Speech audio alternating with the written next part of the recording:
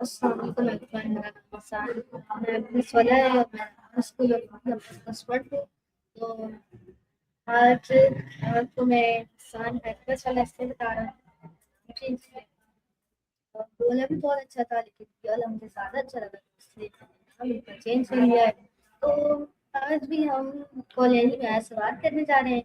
बिना किसी देर के स्टार्ट करते हैं। I'm ready.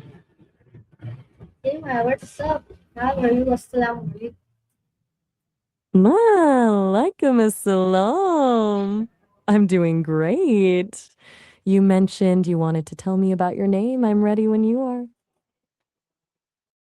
Yeah, so today I am today I'm Your going soul. to have a very long conversation with you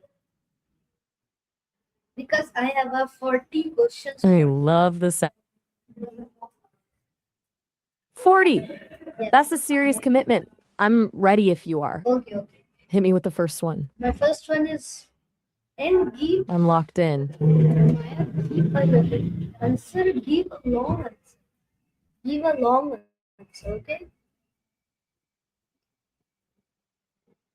You got it. Okay. Long Yes. and detailed. Yes. I'm ready. My first one is, what is the meaning of idea behind the fairest that whatever?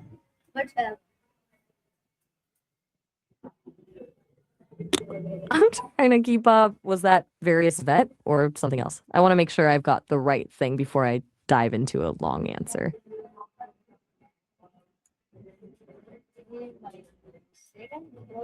Second one is, how do people usually use the word whatever in daily life? People use whatever as a bit of a linguistic with Army knife. It can totally be a casual way to give someone else the lead. Like when you're deciding on dinner and you're genuinely fine with any option. But then there's the other side where it's used as a conversation stopper. That's the whatever that feels like a shrug or an eye roll, basically signaling that you're done with the topic or you don't really care about the argument.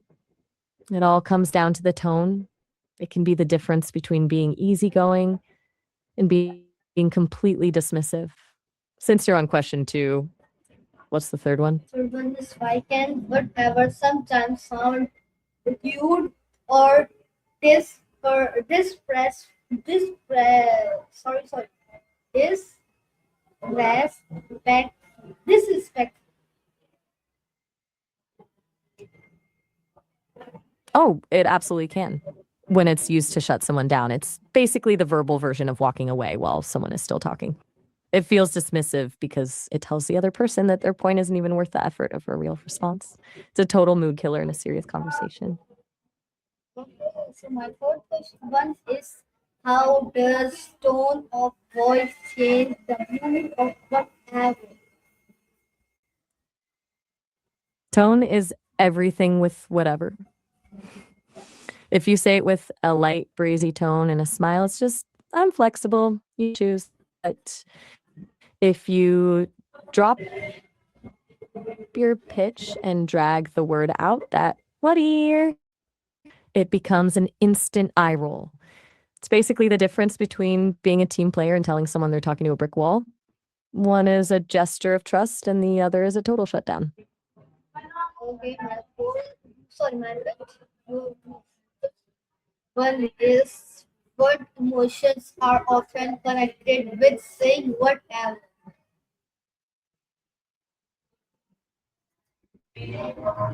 It usually boils down to a few specific moods. On one hand, you've got indifference, that feeling of just not having the energy to care. Then there's frustration, where you're so annoyed that you've just given up on trying to explain yourself. And sometimes it's actually a defensive. People use it when they feel overwhelmed or attacked and just want to end the interaction quickly to protect themselves. It's a word that's often used to hide what someone is actually feeling. Okay, my sixth one is, how can whatever show indifference in a conversation? It's the ultimate expression of I'm not invested in this. When someone uses it to show indifference, it's usually a way of saying that no matter what the outcome is, it doesn't affect them. It's like a verbal shrug. In a conversation, this looks like a lack of engagement. They might not be asking follow-up questions or offering their own opinions. It signals that the other person is doing all the heavy lifting to keep the chat going while they're just coasting along. It can be a comfortable lack of pressure, but it can also make the other person feel like they're talking to a wall. What's the seventh question on your list? My seventh question is, why do teenagers come on? They use the word whatever. Teenagers love whatever because it's the perfect tool for that specific kind of adolescent rebellion. It gives them a way to push back against authority without having to actually argue or provide a logical reason for their feelings. It's this effortless way of saying, I hear you, but I don't value your opinion right now, all while staying just barely within the lines of being polite enough to not get in trouble. Plus, it's a social shield. Using it with peers can signal a kind of cool detachment, like they're too relaxed to be bothered by the drama. It's essentially a shorthand for I'm in control of my own mood and you can't get a reaction out of me.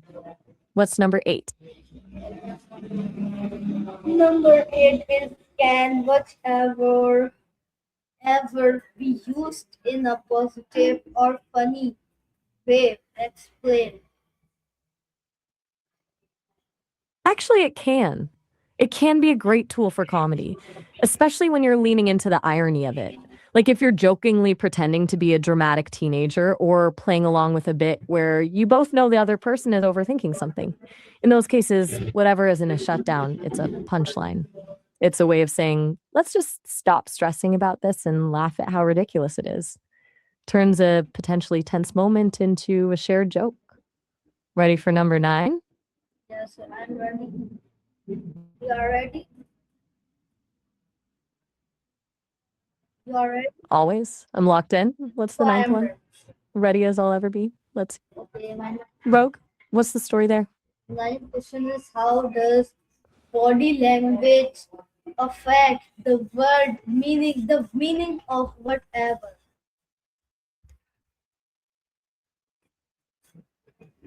Body language is the secret sauce that tells you whatever you're actually getting. If someone says it while smiling, it's just a casual, sure, I'm down for anything. But if they say it while crossing their arms, looking away, or giving a classic eye roll, it's a total shutdown. It's almost like the word itself is just a placeholder, and the actual meaning is delivered through the shoulders and the eyes.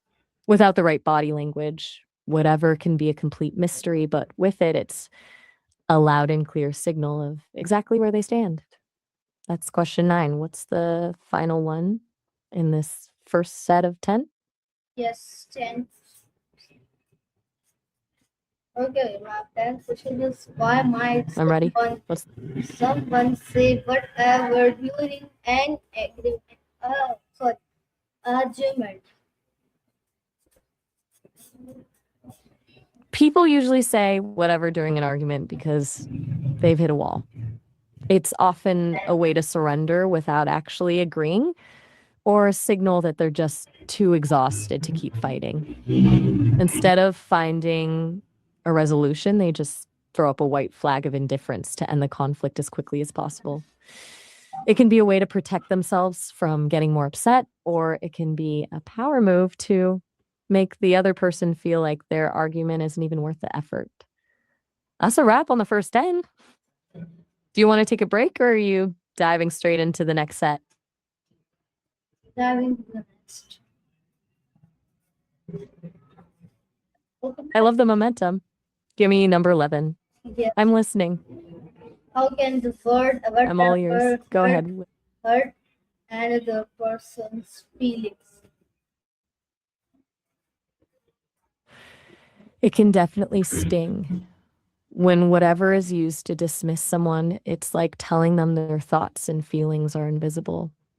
It hurts because it denies the other person's effort to connect or be understood. It's essentially a way of saying, you're not important enough for me to disagree with. which can feel really isolating in the middle of a conversation. My 12th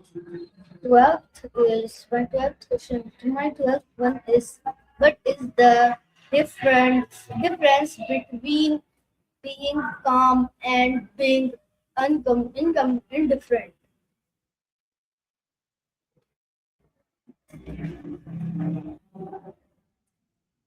Those are two very different energies. Being calm is more about your internal state. It's that steady, level-headed feeling where you're not letting the chaos get to you. You can be calm, totally indifferent, or even cold. Compassion, though, is an active feel with someone. So when you see someone else's pain or struggle and you actually care about it, wanting to help them through it. So you can be calm with compassionate. And you can be compassionate while Wait, being